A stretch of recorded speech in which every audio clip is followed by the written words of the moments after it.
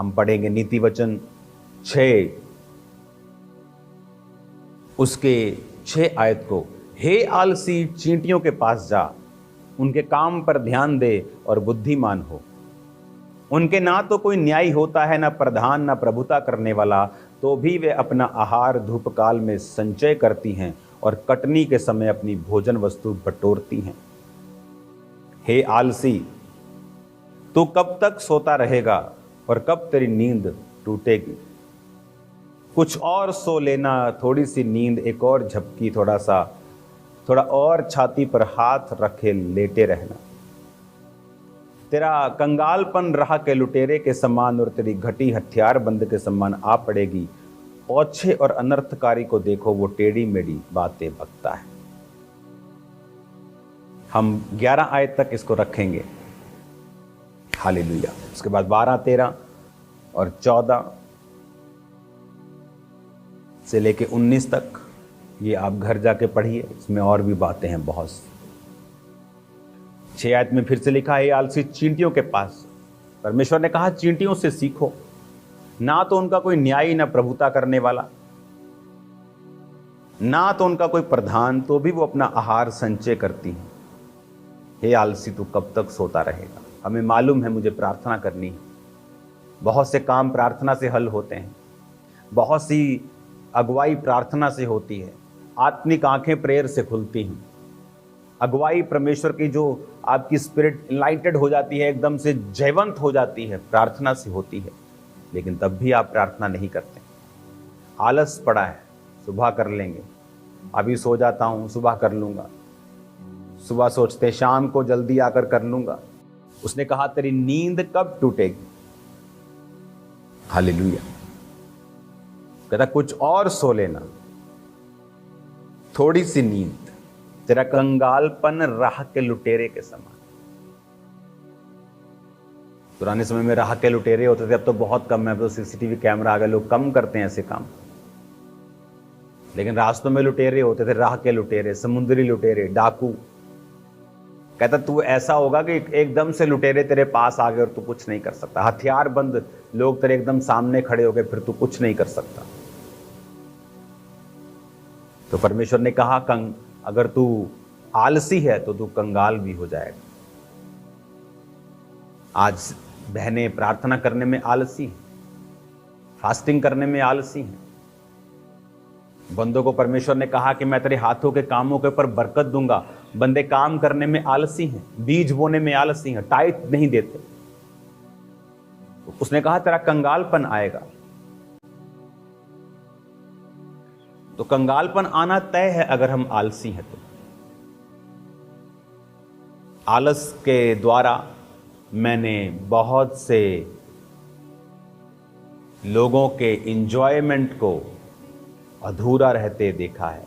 उनकी लाइफ का जॉय, उनकी लाइफ का आनंद थोड़ा होता देखा है। कंगालपन कहता तुम्हारा आने ही वाला है अगर तुम आलसी हो तो। लोगों को लगता है आलस एक कमी है, वचन के अनुसार आलस एक पाप है। आलस आपके परमेश्वर की योजनाओं को डिले रखता है, डिले से आपका नुकसान होता है।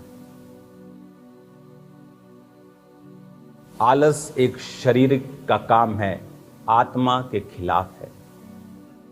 आलसी व्यक्ति अपने जीवन में अपने कामों को समय पर पूरा होता नहीं देखता।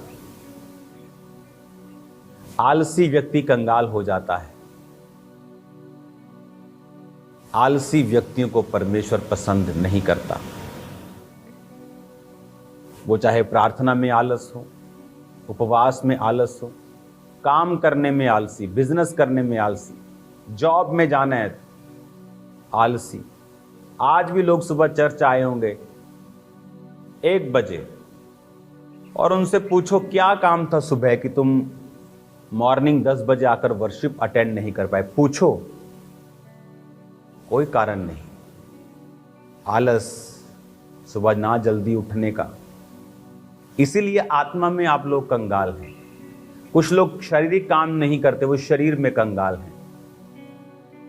कंगालपन तो है, वो पैसों का हो चाहे आत्मिक जीवन का हो, वो तो नजर आता है। सुबह कोई काम नहीं था, लेकिन आप लोग आराम से उठे, चाय पानी नाश्ता किया, आराम से ऑटो वाले को फोन किया, आराम से गाड़ी निकाली, आराम से आए कि 10 बजे अभी तो वर्शिप चल रही है, अभी तो वीडियो टेस्टिमनीज होगी, चलो चाय पी लेते कैंटीन में। आप आत्मिक कंगाल हो जाएंगे, क्योंकि आपकी आत्मा को आपने आलसी बना दिया है। प्रार्थना करने का आलस, रात को प्रार्थना नहीं होती, नींद आती, काम बहुत होता है। उसने कहा, हे आलसियों, चींटियों के पास जाओ। उन पे कोई प्रधान नहीं, उनको मालूम है सर्दियों में हम नहीं इकट्ठा कर पाएंगे, तो वो धूप काल में संचय करती, और चींटियां जब सब फूड को इकट्ठा कर लेती हैं और धरती के नीचे अपनी बिलों में कहीं भी ले जाती हैं, फिर उस फूड पे जब उल्ली लग जाती है, फफूंद लग जाती है, तो वो उसको खाती हैं। वो खाना नहीं खाती, खाने की फफूंद को खाती हैं। और उन्हें मालूम है कि हमें जल्दी संचय करना है, सर्दियों में समय नहीं मिलेगा। लेकिन चींटियां समझदार हैं, लेकिन विश्वासी समझदार नहीं हैं।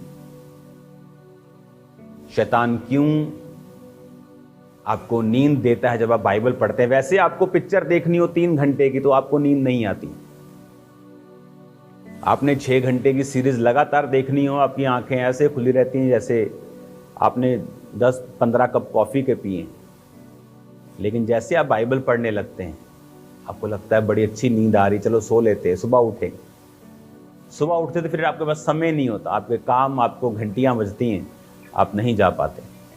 यही रीजन है आपकी स्पिरिचुअल लाइफ कंगालपन की ओर है। आलस एक पाप है, जब तक ये पाप आपकी लाइफ में रहेगा, संपूर्णता आपकी लाइफ में कभी नहीं रहेगी। बीज बोने में आलस, प्रार्थना करने में आलस।